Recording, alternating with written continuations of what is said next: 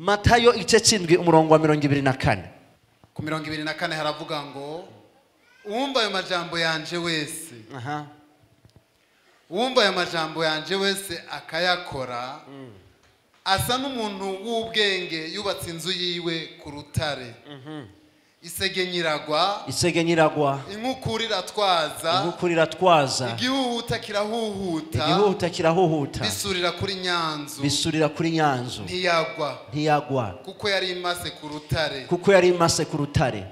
Ariko uwumva ayo majambo yanje wese ntayakore asa n'umuntu w'imburabwenge yubatse inzu yiwe ku musenyi isegenyiragwa inkukurira twaza igihuhuta kirahuhuta bisurira kuri nyanzu irasenyuka kandi isenyeranya ryayo riba rikomeye. Imana ishimwe cyane. Murakoze cyane. Dukomere Imana amashyi menshi cyane.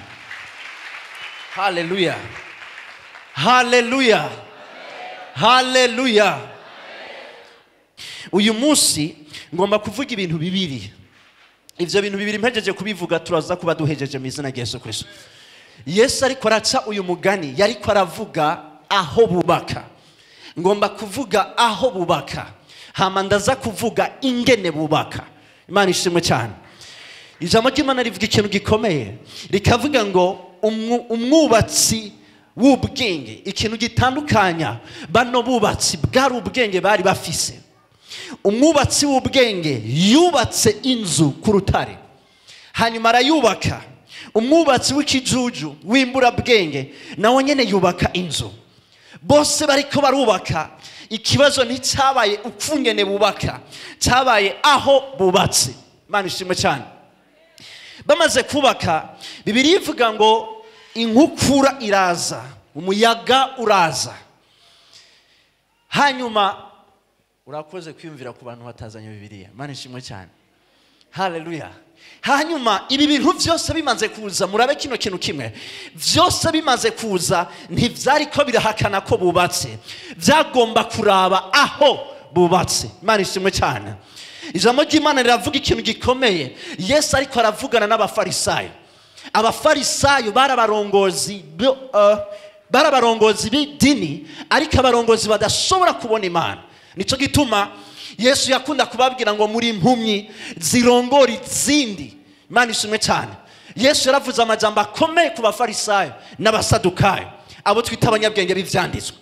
Hari ijambo yababwiye rikomeye, aravuga ngo agasanga umuco uri muri mwebwe ucica umwijima, uyo mwijima wobungana gute? Agasanga ibintu muzi nk'umuco uyu munsi bicica umwijima, uyo mwijima wobungana gute? Hallelujah. Kuko ngomba ndababwire yuko Imana kuva mu itanguriro, Imana n'umwubatsi. Imana n'umwubatsi. Mwitongo rya Edeni yari kwirubaka umuryango wayo. Imana ishimwe cyane. Ngomba kubabwira yuko igihe cyose Imana igomba kubaka itangurira mu mafondation, itangurira ibwina aho abantu batabona. Bibiliya ivuga ngo kuko bitabonwa byayo aribwo bushobozi bwayo. Sizi ko hari abantu turiko turavugana muri kino kibanza. Ndiko ndavuga yuko umuntu Imana iri kwirubaka ushobora kumuraba ntihagire ikintu na kimwe kiri hanze kikwemeza ko Imana iri kwiramwubaka. Kuko Imana iri kwirubaka yubaka ibitaboneka kugira ngo bibitanguriro ry'ibiboneka. Hallelujah. Ijambo ry'Imana rivuga ngo kuba bitaboneka nivyo bitwemeza yuko biboneka. Kuba tudashobora kubikorako nivyo bitwemeza yuko biboneka. Mwitongo rya Edeni Imana irarema umuntu.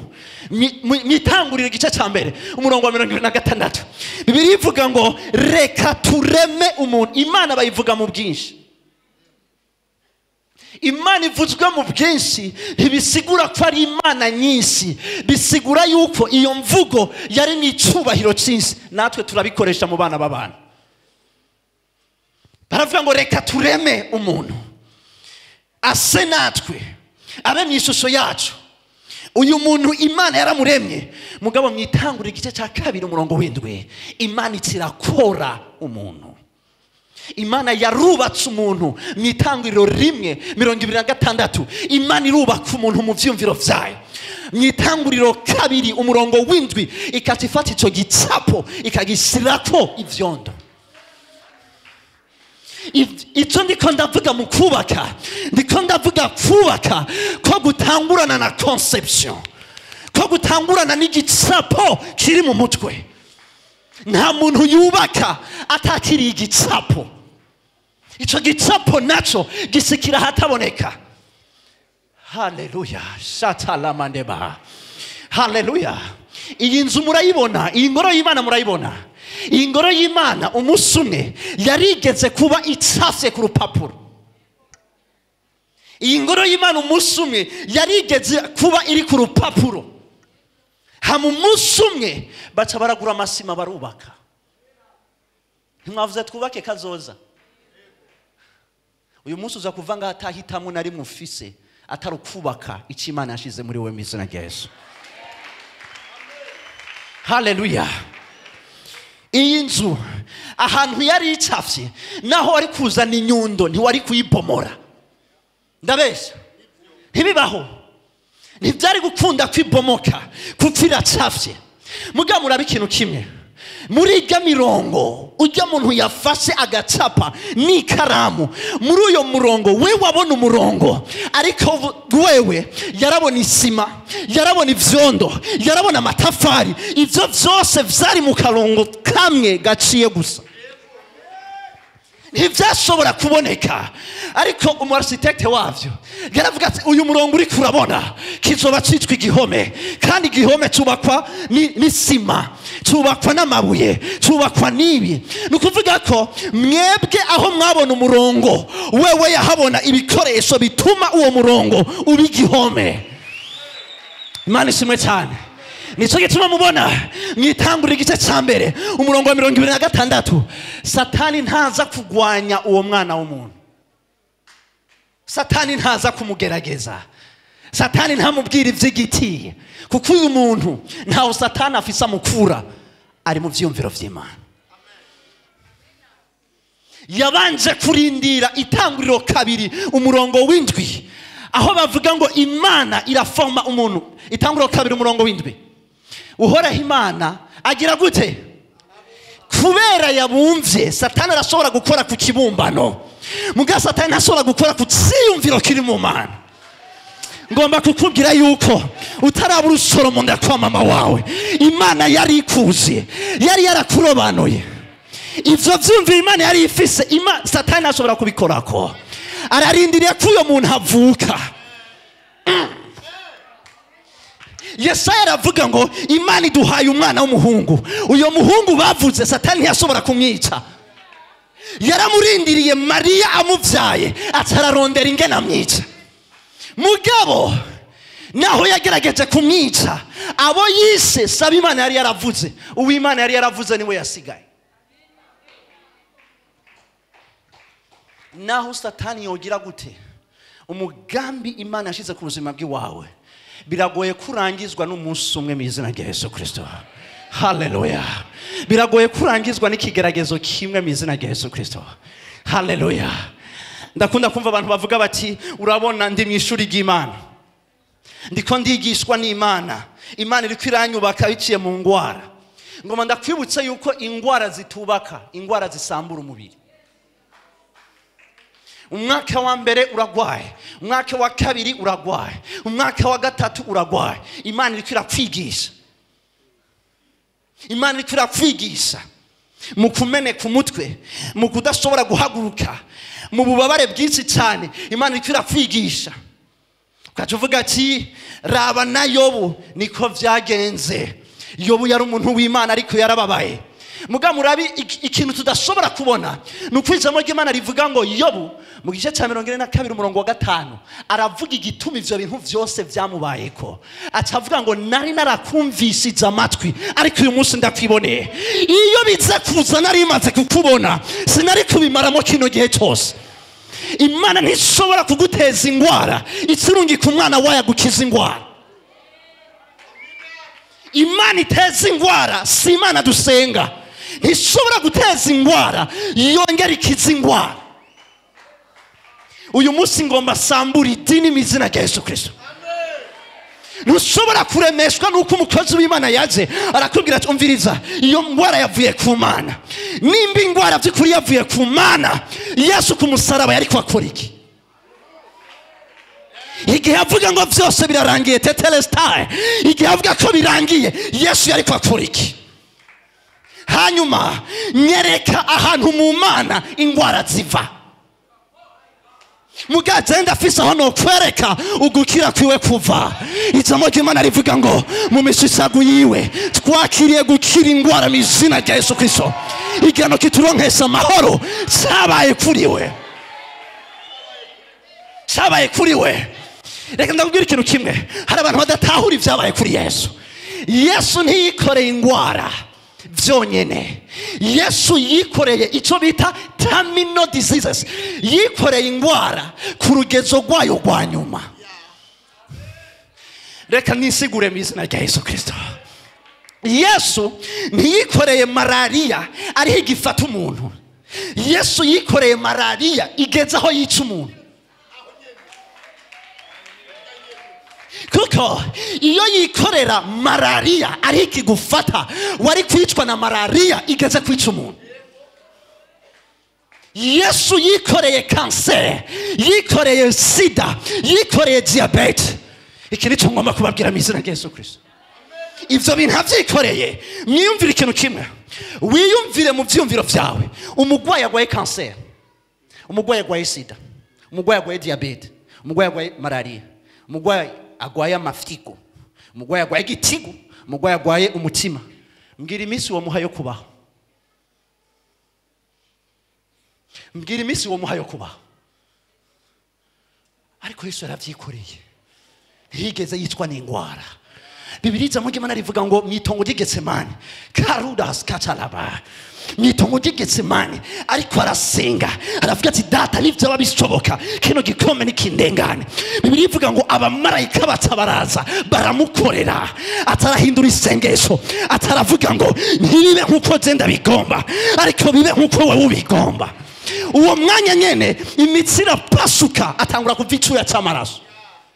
Muga muri ico cyuya cy'amaraso baramukubise biranka kwapfa, barakubita biranka kwapfa, amaraso yamaze gutangura guseseka, kugeza igihe agera ku musaraba akavuga ati Eloi Eloi lama sabachthani.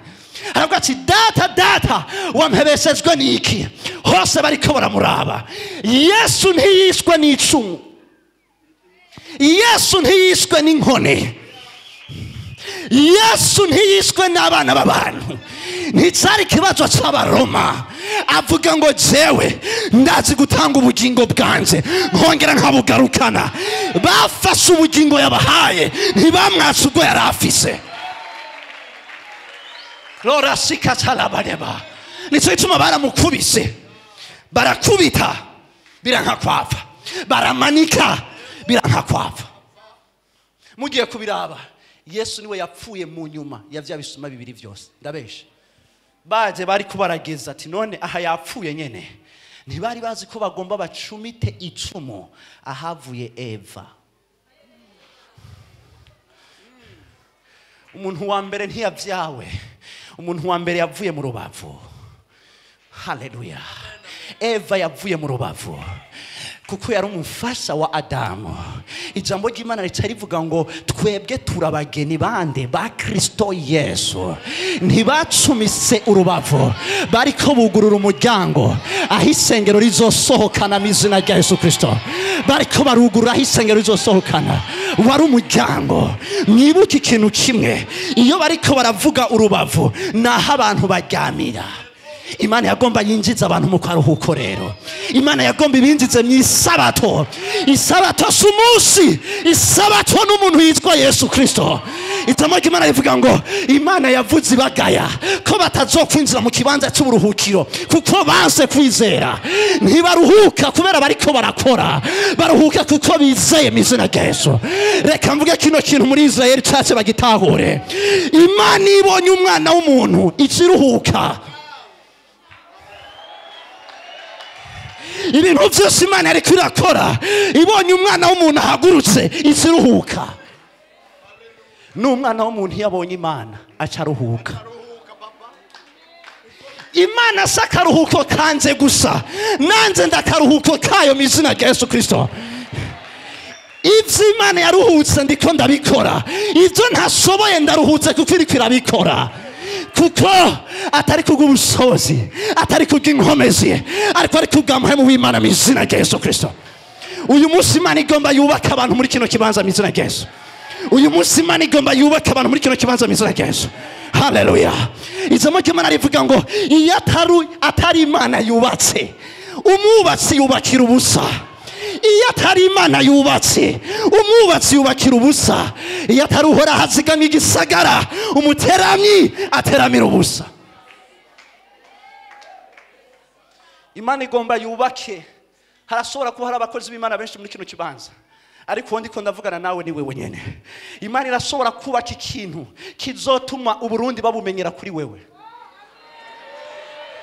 Imana irashobora kubaka ikintu muri wewe. Glory to God. Imana iragomba kubaka ikintu kigusumba.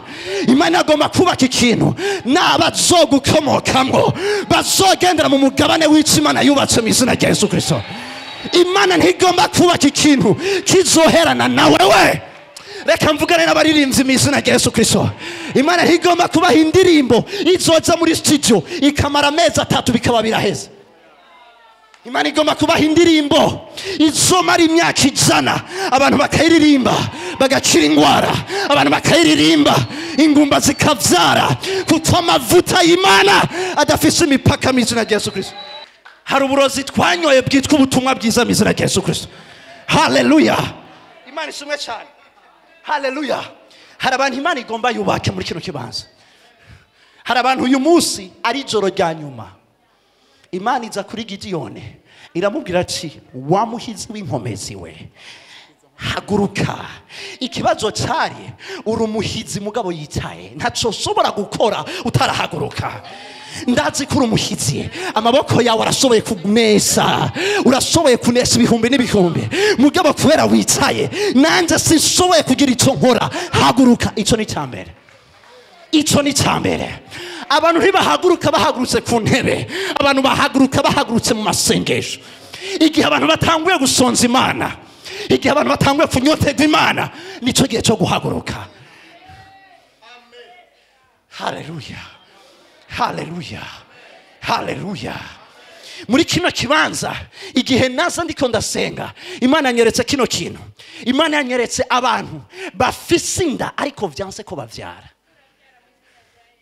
Abantu bafise inda bari kugise, kandi ndazi neza sindigera mvyara, kandi sinzovyara mu buryo bw'umubiri, ariko ndashoboye kuvyara mu buryo bw'Imana mu izina rya Yesu Kristo. Igise kihama iminsi yose kidashobora kuzana umwana kirababaza. Hari abantu bashobora kuba batariko barankahura. Ndiko ndavuga wa mubabaro ushobora kwama wumva ku munsi ku munsi, ukavuga ati none gamana bino bintu je bizoba ryari? Narizeye maze iminsi 40 mu masengesho ariko sindabibona, sindabikorako. Nigise Bibiliya ivuga ngo twari dukuriwe, twari tumeze nkaho tugomba kuvyara, ariko ntabo kuba mwisi twazanye, twavyaye umuyaga gusa. Abantu barashobora kwibungenga bakavyara umuyaga gusa. Muga mutahure nimba umuntu avyaye umuyaga n'imbuto yari umuyaga.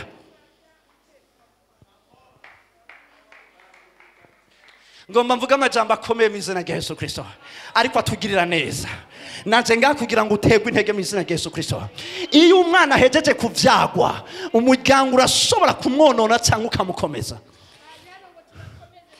Nukuvuga ngo niyo umuntu ahejeje kuvuka bwa kabiri, isengero yinjiramwo riramuforma cyangwa rikamudeforma. Uyu munsi idini ryose, idini icyo ryaguhaye nico ngomba guterera hasi. Idini ryarakwigishije yuko kugira Imana igire cyo gukorera bisaba yuko wisonzesha iminsi 40, ariko ijambo ryarakwigishije yuko n'imbere yuko usenga arazi ibyo ugomba. n'imbere yuko usenga kwisondesha sindavyanse, nanje ndisondesha. Sinisondesha kugira ndondere ivyo Imana itanga, nisondesha kuko namaze kwakira ivyo Imana itanga. Nisondesha kugira mbone Imana, ndamumenye, menye n'ubushobozi bwiwe, menye n'icyamuzuye mu bapfuye. Ico nico gituma nisondesha. Sinisondesha kugira ndondere ubushobozi. Mugabo kwisonzesha biractive ubwo bushobozi busanzwe buri muri twebwe. Hari ahantu udashobora kugera igihe udasenga, ndabikubwije ukuri. Ingorane dufise rero n'abantu bashimikiye ku gusenga, n'abandi nabo bitwaje ubuntu bw'Imana ntibasenge. Idini no munsi rasambuka mu izina rya Yesu Kristo. Harageze abantu bamenye Imana. Ijambo ry'Imana rivuga ngo ico gihe umuntu wese azonyimenyera. Reka ndababwire, naho ndiko ndigisha Imana, ndiko ndavuga iri kwigisha kure y'amajambo ndiko ndavuga, kuko usanzwe ufise mpemu yera.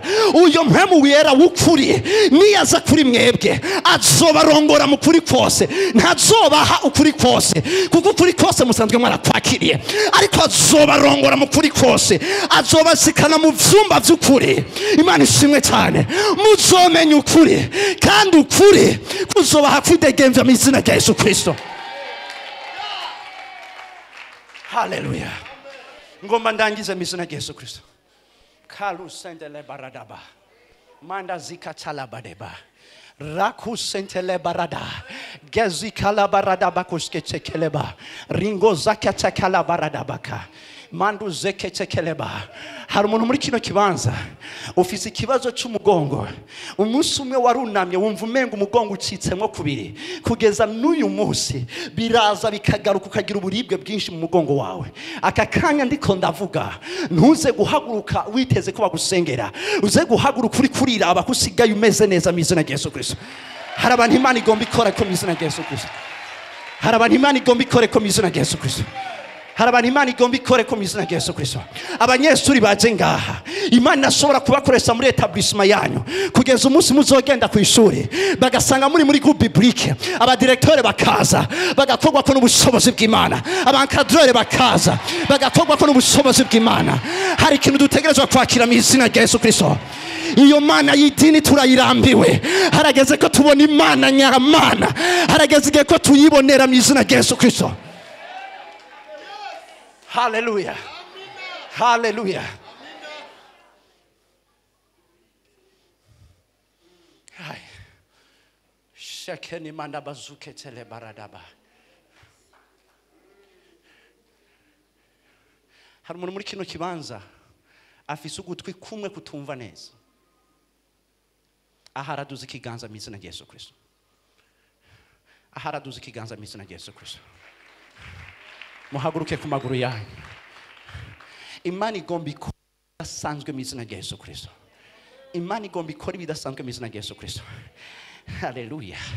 Hari ikintu umwami yavuganye nanje. Hari igisukari muri kino kibanza kiza kuva ngaha ca herengeteye mu izina rya Yesu Kristo. Koshia la barada bakoseketeleba. Kuranda bazakete.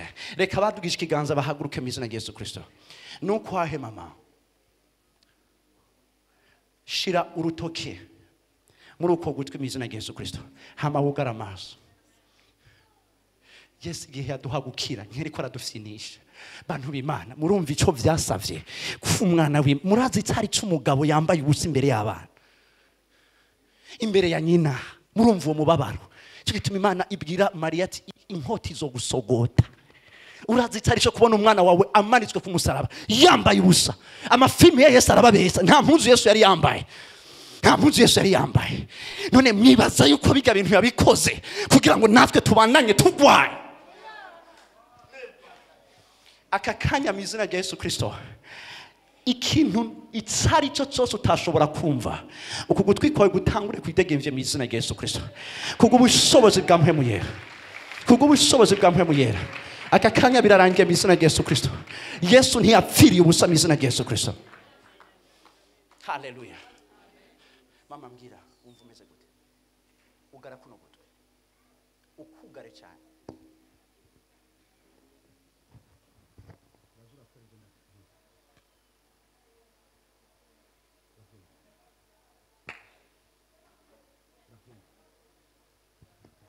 kwambira ngo aravyumva cyane.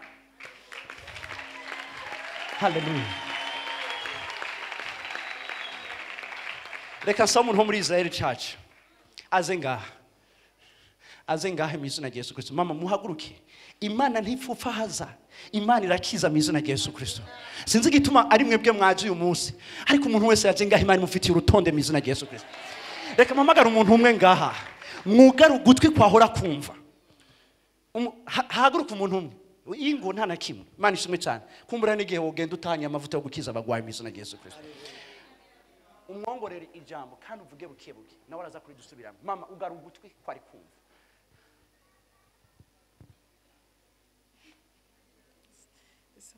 Navyumvise. Yavuze gute? Yandamukije. Nivyo muramukije. Genda kururi. Uvuge buke, wongorere nk'umurundi nyene, wongorere nk'umuntu ariko aravuga urusaku. Wugaruka utawura kumva. Voilà, ikiri cyo narindiriye. Imisi yose ndiko nasengera abantu bagwaye amatwi, ikintu cya mbere unyumva umenga ndiko mvugira kure. Wumva eko nyinshi cyane kuko gutwi kuriko kurazibuka mu izina rya Yesu Kristo. Haleluya. Ukungene mwe muri ko muranyumva siko bari ko aranyumva. Anyumva umenga ndiko mvugira kure, ni ibintu bigenda bigaruka. Ugutwi kwawe nzaguheza kuvuga wamaze kumva neza mu izina rya Yesu Kristo. Musubire mwicare mu izina rya Yesu Kristo. Kala baruda sekechekene maneba mando zikala baradaba. Hari umuntu Imana igomba ikize amavi yiwe. Uyo muntu ari muri kino kibanza mu izina rya Yesu Kristo. Haguruka ku maguru yawe, haguruka ku maguru yawe, haguruka ku maguru yawe. Haleluya, haleluya. Bazuke teleba bamfashe kuraba umwanya nsigaranye. Haleluya. Namamukiza namamwami n'umutima wuzuye amashi. Murahize iyo ndirimbo? Aho vyagiye ku ntebe yawe nuhimbazwa n'aya mashimwe. Haleluya. Mama nigikuza ashobora gukora wiyumva gute imbere yuko ndagusengera?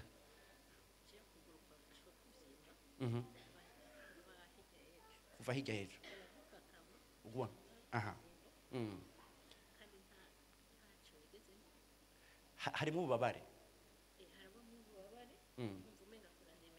Ubu wiyumva umeze gute? Amen. Wumva umenga kuraremereye gose uguteruye. Imana ishimwe cyane. Haleluya. Yesu yaje gukiza mu izina rya Yesu Kristo. Bankurireho kano kantu akanya gatoya. Reka nsabe Mama Livia. Come. Imana igomba ikugire neza mama. Reka ndababwira ikintu kimwe. Ingwara si misi yose ari kibazo cyo kwa muganga. Ni gute umuntu avyuka mu gatondo kuguru kwagwa atakintu na kimwe atangurana nimwe yarafise. Hari ingwara zimwe Yesu yavuga ngo iyo daimon igenda ikakigenda itwaye ingwara. Bantu b'Imana ingwara ntiziva ku Mana. Imana dukorera sindi gitangaza kuba ndiko ndasengera abagwaye. Ibitangaza ni mwebwe ariko hari abantu bataratahura kwiba imfise ari byo nabo nyene bafise. Hari abantu bagitinya kurambika ibiganza ku bagwaye kandi barasomye Mariko 16:17 ngibi bitangaza bizokurikira bizera. Bazorambika ibiganza ku bagwaye bazogira gute? Iryo jambo ntiryabwiwe aba pastori, ryabwiwe abizera. Shirikiganza aha agwaye akwereke aho mvuba bari abari huko.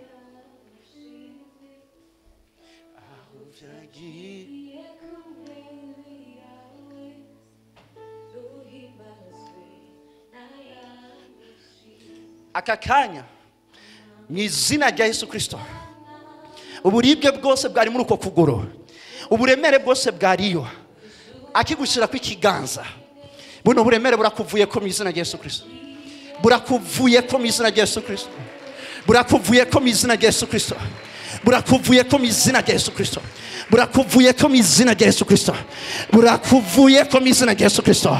Mama utegerezwa kwidegemvya mu izina rya Yesu Kristo. Kuko Imana yavuganye nanje yuko uri umumama asanzwe akunda Imana kandi witanga cyane mu gikorwa cy'Imana. Amagara yawe Satani arazitse ariko aratera, ntariko atera amaguru yawe, ariko atera ubutunzi bwawe mu izina rya Yesu Kristo. Aka kanya uyu mwanya ndiko ndavuga amaguru yawe yidegemvye mu izina rya Yesu Kristo, mu izina rya Yesu Kristo. Koshitalamana. Shikani.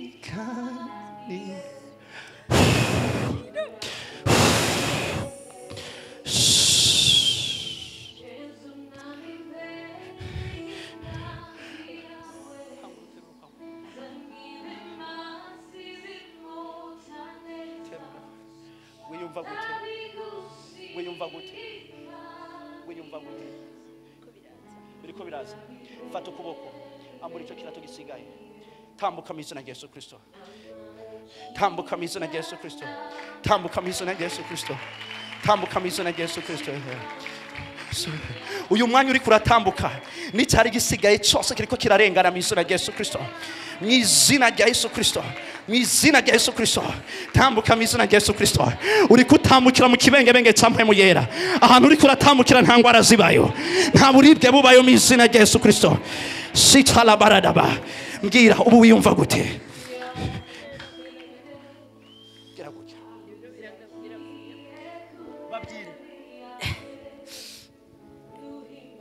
Yesu ashimwe. Ndiko numva ibiro byarimwo bivuyemo.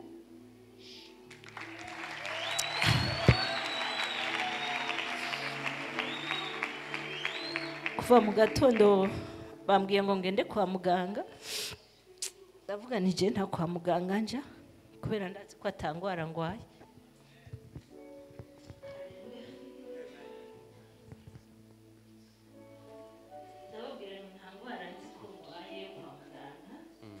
Ni kuko ibi bitero igihe byamfata naramenye ko ari umwami Satani yandashe. Hallelujah. Ndafise mukuru wanje ari hanze arambwira ngo fata uko kuguru ndagusengere. Yari yasenze mugabo kwakomeje ku vyagabanutse kurakomeza kuguma kuvyimba sinashobora kuguterura ariko shimiye Imana yo mu ijuru. Guterure babibone, guterure babibone. Guterure babibone. Guterure babibone. Amashyi menshi ku mwami mu izina rya Yesu Kristo. Amashyi menshi ku mwami mu izina rya Yesu Kristo. Imana iragukijije mu izina rya Yesu Kristo. Ikintu Imana ihejeje kugukiza hari utuntu tw'utubuye twari twafashe mu mitsi yawe amaraso ntiyari ko aratembera igihe twasenga utwo tubuye twavuyeyo mu izina rya Yesu Kristo. Haleluya. Ndasigaje iminota 2 mu minota bampaye. Mama ndifuza gusengera. Ugwaye kuguru kwahe ukwiburyo wiyumva umeze gute? Ntushobora gufukama. Sifukama cyangwa ngo ntone n'ibikunda nanjye ngiye hajya byanse byanse. Haleluya. Ibidashobokera abantu bishobokera Imana mu izina rya Yesu Kristo. Amen. Nibande bizeye ko uyu mumama Imana igomba imukize mu izina rya Yesu Kristo. Ntushobora kuba uri muri Isirayeli. Iriga jambo mwarisomye ni Isirayeli. Bibiri ivuga ngo abari kuri uwo musozi Siyoni ntibazovuga ngo baragwaye. Barashobora kuza bagwaye mugaba hasitse igituma batabivuga nuko atangwara zibaye. Imana ishimwe cyane. Mama ngomba ushyire ikiganza aho ubabara. Je ndashobora kubona hasi nta numwe atahura uburibwe bwawe kuko uburibwe ni wowe nyene ubufise. Uyu mwanya ngoma senge mu izina rya Yesu Kristo.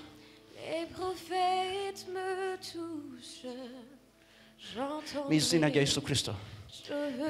Uburibwe bwose bwari muri ayo maguru aka kanya bukubitwe hasi mu izina rya Yesu Kristo. Ndavumye ingwara yose amavi yawe mu izina rya Yesu Kristo. Aka kanya yidegemvye mu izina rya Yesu Kristo. Aka kanya yidegemvye mu izina rya Yesu Kristo. Ni wagomba gufukamira Imana uzofukamira Imana. Ni wagomba gufukamira Imana uri kurasenga uzofukamira Imana mu izina rya Yesu Kristo. Aka kanya utangure gukora icyo utashobora gukora mu izina rya Yesu Kristo.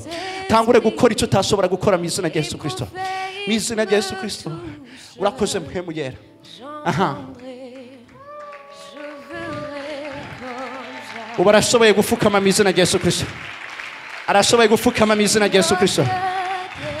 Yavuze ngo igihe yazangaho imbere ntiyashobora gufukama mugabo arashoboye gufukama. Ni gute Satani yotubuza gufukamira Imana? Nihagira umuntu ashimwa naho yo umunyacubahiro Imana yonyene niyo yo gufukamirwa mu izina rya Yesu Kristo. Icyago cyose cyari mu mubiri wawe aka kanya kirarangiye mu izina rya Yesu Kristo. Aka kanya kirarangiye mu izina rya Yesu Kristo. Mama Imana iragukijije mu izina rya Yesu. Wiyumva umeze gute? muhatubwira ingene yiyumva.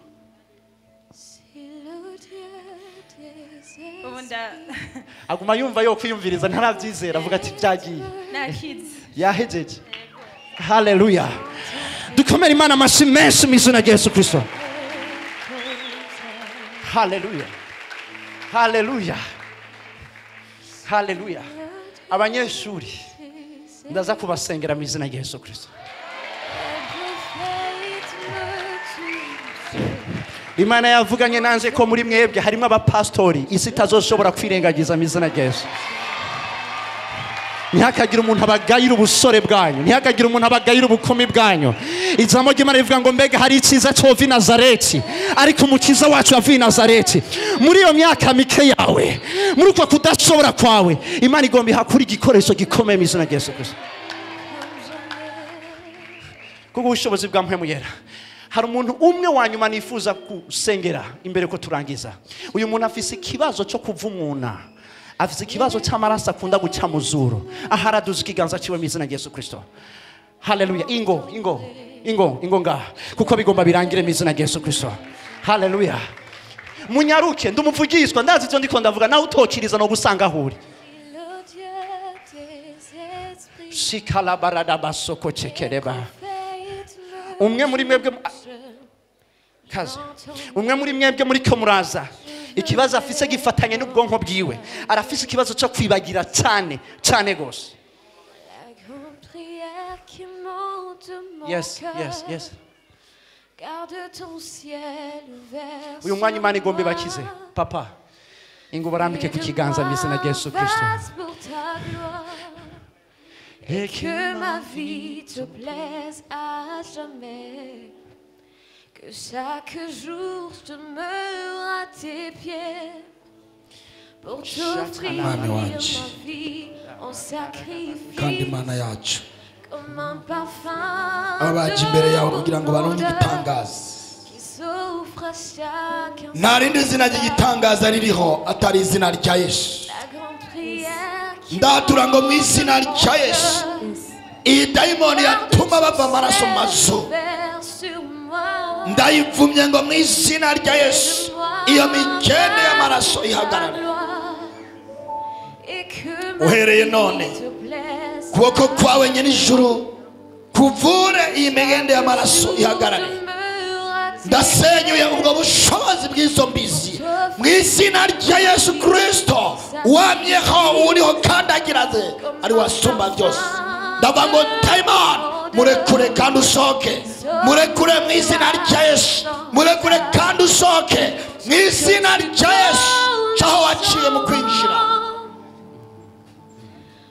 ndagutegetse ngo mu izina rya Yesu Kristo wapfuye kandi akazuka watsinda urupfu na kuzimu ngo usohoke ndavuze ngo murekure ndatuye ngo murekure wari umunsi w'intsinzi kuri we ndategetse ibisika byose uyo mudayimoni yaranyegezemo ndavuga ngo bitembe muko yeriko yatangiye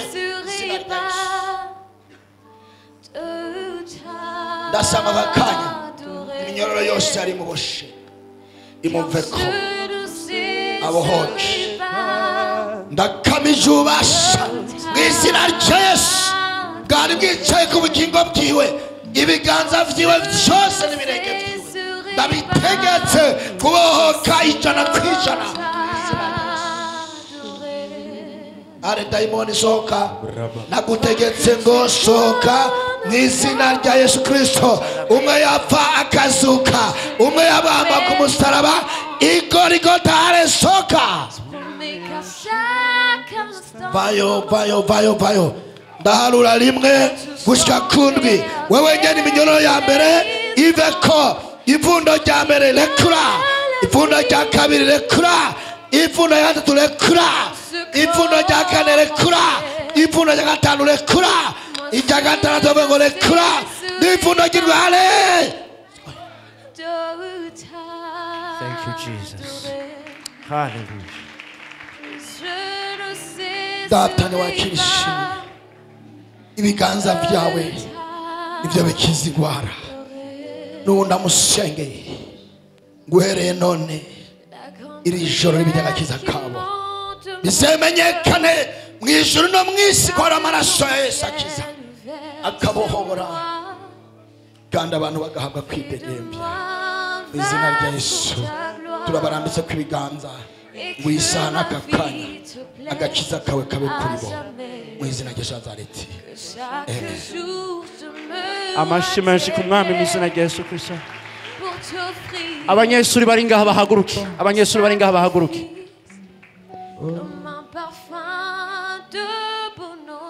Sinza gusenga umwanya munini.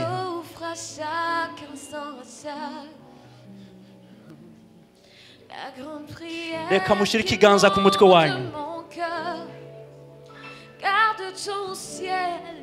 Mwugara amaso yanyu mu izina rya Yesu Kristo. Aka kanya amavuta yisumba byose abururukire mu izina rya Yesu Kristo. Abururukire mu izina rya Yesu Kristo. Ubushobozi bwa mpemu yera butangure ubashoboze mu izina rya Yesu Kristo. Abavugishwa muri mwebwe Imana itangure ibahagurutse aka kanya mu izina rya Yesu. Kubwo ubushobozi bwa mpemu yera hari umuriro ugomba utembe ku mutwe wanyu mu izina rya Yesu Kristo. Hari umuriro ugomba utembe ku buzima bwanyu mu izina rya Yesu Kristo. Ugara amaso yawe, hari umuriro ugomba utembe ku buzima bwanyu mu izina rya Yesu Kristo. Imana iri kwirasuka mu izina rya Yesu Kristo. Imana iri kwirasuka mu izina rya Yesu Kristo. Imana iri kwirasuka mu izina rya Yesu Kristo. Abaprotokole babe hafi, abaprotokole babe hafi, abantu bariko baragwa hari inyuma mu izina rya Yesu Kristo. Imana iri kwirasuka mu izina rya Yesu Kristo. Hari abahereza Imana iri kwirahagurutsa, hari abahereza Imana iri kwirahagurutsa, hari abahereza Imana iri kwirahagurutsa mu izina rya Yesu Kristo. Hari abahereza, hari amavuta ariko aratemba mu izina rya Yesu Kristo. Aka kanya mu izina rya Yesu Kristo. Umuriro wa mpemu yera ugomba uca muri kino kibanza. Umuyaga wa mpemu yera ugomba uca muri kino kibanza mu izina rya Yesu Kristo. Hari abavugishwa Imana igomba yugura akanwa kabo mu izina rya Yesu Kristo. Aka kanya ndiko ndavuga ubushobozi bwa mpemu yera bugomba butemba muri kino kibanza mu izina rya Yesu Kristo.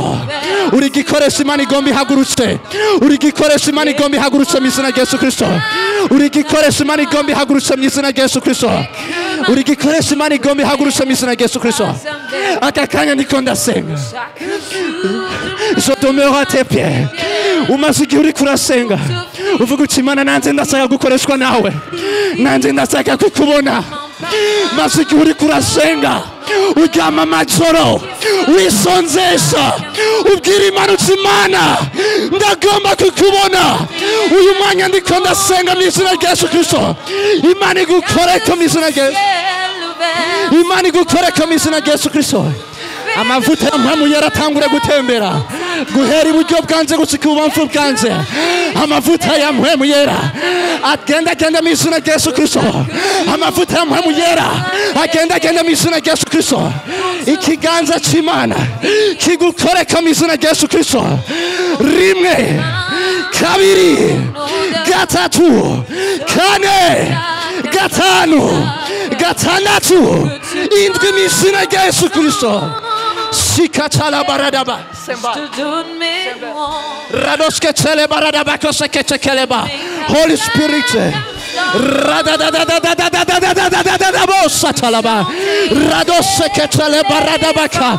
Holy Ghost, Holy Ghost, Holy Ghost, Holy Ghost. Where are you prophets? Where are you prophets? Wamukrizi we, wamupastori we, wamuvugishwa we, winyegeze haguruka mu izina rya Yesu Kristo. Rodobo seketela ba